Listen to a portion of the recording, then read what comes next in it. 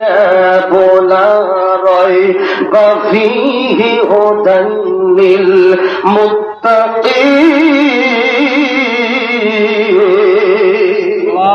আল্লাহ সুবহানাহু ওয়া তাআলা বললেন এই কিতাবের মধ্যে কোনো সন্দেহ নাই, সন্দেহের অবকাশ নেই। বাজারে আমার ভুল তো দূরের কথা, আল্লাহ প্রথম সন্দেহের কথা বললেন, কারণ প্রথম সন্দেহ হয় তারপরে ভুল হতে পারে। এরকম আমরা চেষ্টা করি, যে কোনো জিনিস আমরা দেখলে মনে করি হতে পারে, সন্দেহ থাকতে পারে, এরপরে ভুল হয়।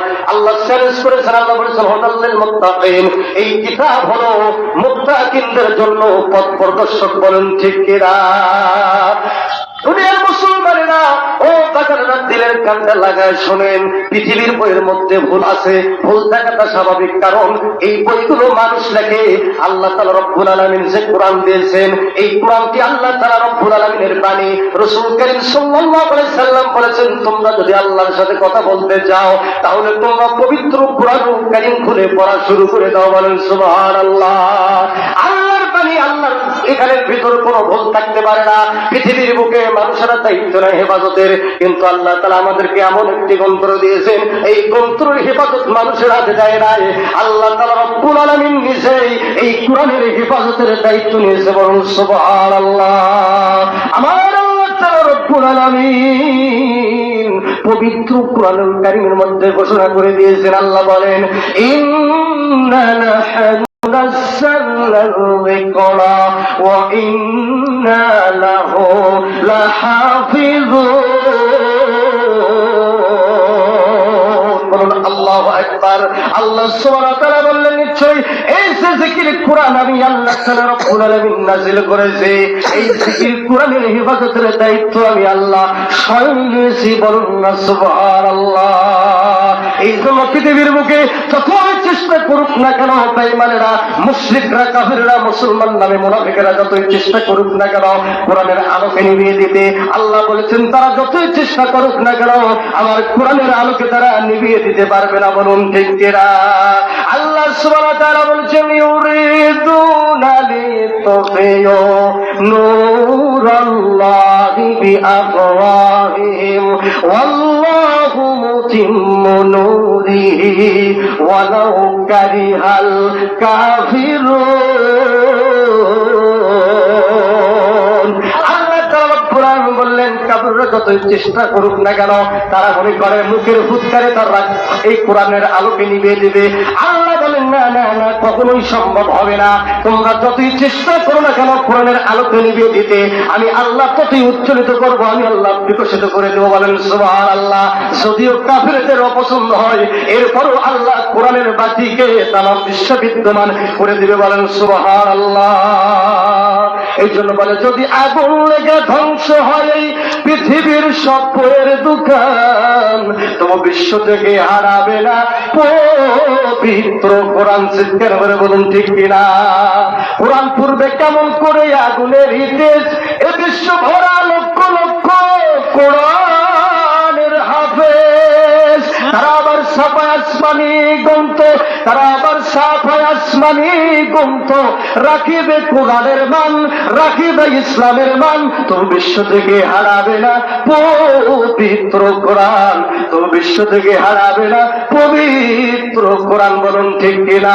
ও পৃথিবীতে যত বই আছে, বইয়ের দোকানে যদি আগুন লেগে যায়, সবকিছু যদি কোরআন যদি ফুরিয়ে যায় পছন্দ আমার, এরপরও যে হাফিজে কোরআন রয়েছে বাংলাদেশে প্রায়, সেই দিন আমি দেখলাম, জরিপে দেখেছি, ইন্টারনেটে দেখলাম যে 25 লক্ষ হাফেজ বাংলাদেশের বুকে আছে। বলুন না আলহামদুলিল্লাহ। গোটা বিশ্বে কত আছে জানা নাই, কিন্তু বাংলাদেশে 25 লক্ষ, এবং সর্বপ্রথম অধিকার স্থান করেন বাংলাদেশের সন্তান। ঠিক কিনা বলুন? এটা আমাদের গর্ব। এই জন্য যারা কোরআন ধ্বংস করতে চায় এরা কখনোই পারবে না।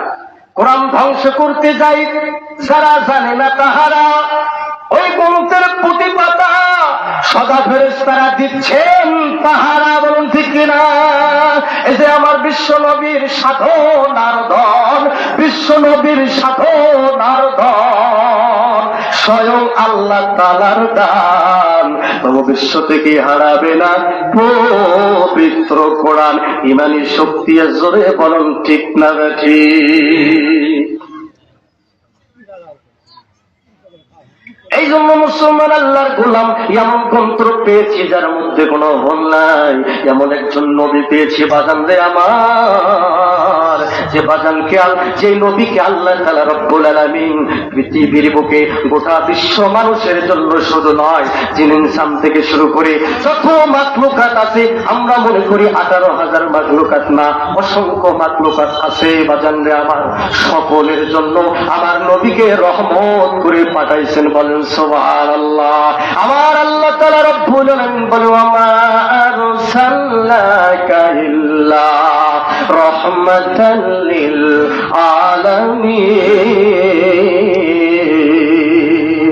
আমার আল্লাহ বলেন নবী গো, আমি আল্লাহ তাআলা রব্বুল আলামিন আপনাকে तमाम বিশ্বের মানুষের জন্য আমি রব্বুল আলামিন আপনাকে পাঠাইলাম সকলের জন্য রহমত করে। বলুন সুবহানাল্লাহ। এই জন্য আমার মায়ের নবী দয়ার নবী বাজান রে আমার, মায়ের নবীকে যদি আঘাত করা হতো, যদি তাকে পাথরের আঘাত করা হয়েছে তায়েফের ময়দানে, এরপরেও জিবরাইল এসে বললেন ইয়া রাসূলুল্লাহ ইয়া হাবিবাল্লাহ হুজুর একটাবার শুধু হুকুম করেন এই তায়েফবাসীদেরকে ধ্বংস করে দেব। আমার নবী ডাকতে বলে ও ফেরেশতা জিবরাইল, আমি তো দয়ার নবী, আমি মায়ের নবী, আমি তো দয়ার নবী, আমি কেমনে তাদের বিরুদ্ধে বদদোয়া করি? এরা হয়তো আমাকে চিনি নাই, কিন্তু এদের যারা পরজন্মে আসবে এরা অবশ্যই আমাদেরকে চিনবে। বলুন সুবহানাল্লাহ। এরপরে বিশ্বনবী কখনো বদদোয়া করেন নাই। নবীকে যদি কেউ মেরেছে, এরপরে নবী বলেছেন তোমার হাতে ব্যথা পাইছো কি? বলেন ঠিক কিনা? কারণ আমার আল্লাহ তাআলা রব্বুল আলামিন কোরআনুল কারীমের মধ্যে বলেছেন বাজান রে আমার, আমাদের সার্টিফিকেট চাই, চেয়ারম্যান চরিত্রের সার্টিফিকেট আমরা নেই, কিন্তু আল্লাহ তাআলা রব্বুল আলামিন আমার নবীর চরিত্রের সার্টিফিকেট সূরা আল-কালামের মধ্যে আল্লাহ তাআলা